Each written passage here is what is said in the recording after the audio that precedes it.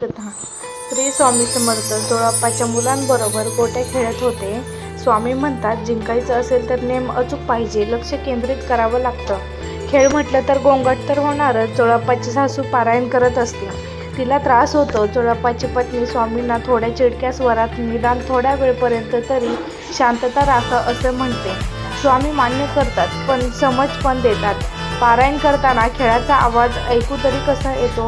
कोणतीही गोष्ट करताना एकाग्रता हवी. देवाचे नाव घेताना तर उच्च पातळीची हवी. जोडाप्पा आपल्या एकच स्नेहीजन वामनराव बडोदेकर यांना स्वामी दर्शनास आणतो. वामनबुवा स्वामींना पाहतच राहतो. एका मुलाला भूक लागली म्हणून स्वामी आतून नैवेद्याचे अन्न आणून घास भरवतात. नैवेद्याचे अन्न आणताना जोडाप्पाची सासू विरोध करते, पण स्वामी दुमानत नाही. स्वामी सांगतात, पोथी नुसती वाचू नका, आचरणात आणा.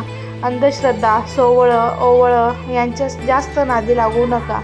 जोडाप्पाची पत्नी आणि सासू जोडाप्पाजवळ तक्रार करतात, पण जोडाप्पा काही ऐकत नाही. तिकडे शास्त्री बुवा वामनबुवांना स्वामीबद्दल घालून पाडून बोलतात. मग ते वामनबुवांना घेऊन आपल्या गुरु गोलपस्वामीकडे जातात. गोलपस्वामी मुठभर मातीला सोन्याच्या नाण्यात बदलून चमत्कार दाखवतात. वामनबुवा चमत्काराला दुमानत नाही, उलट ते गोलप्पा स्वामींना आपल्या गुरु स्वामी समर्थांबद्दल सांगतात. गोलप्पा सोन्याचं लालूच देऊन आपल्या शिष्य करू असं पाहतात. वामनबुवा आणि गोलप्पा स्वामी यांच्यात वादविवाद होतो. जाता जाता वामनबुवा सांगून जातात की माझे गुरु येईपर्यंत तुमची परीक्षा पाहायला. तिकडे शास्त्री बुवा गोलप्पा स्वामीकडे दगड घेऊन याचं सोनं करा अशी विनंती करतात. अर्ध सोनं आम्ही घेऊन अशा अटीवर गोलप्पा स्वामी आपले प्रयत्न सुरू करतात, पण काहीही केल्या त्यांना यश मिळत नाही. त्यांना वाटतं की वामनबुवांनी आपली विद्या हिरावली आहे, म्हणून सूड घ्यायला गोलप्पा स्वामी धर्मशाळेत जातात.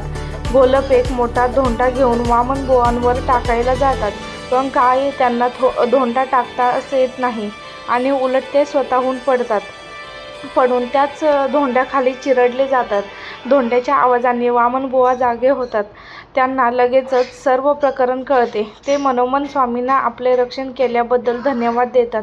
काही वेळाने गोलप जागे होतात. त्यांना स्वामींच्या समर्थांच्या प्रचिती येते. ते शरणागती पत्करून स्वामींना भेटतात. स्वामी बोध करतात, गोलप आपल्या सिद्धीचा उपयोग आपले प्रस्थ वाढवायला करू नये. अरे, आपले सामर्थ्य आणि शक्तीचा उपयोग लोकांच्या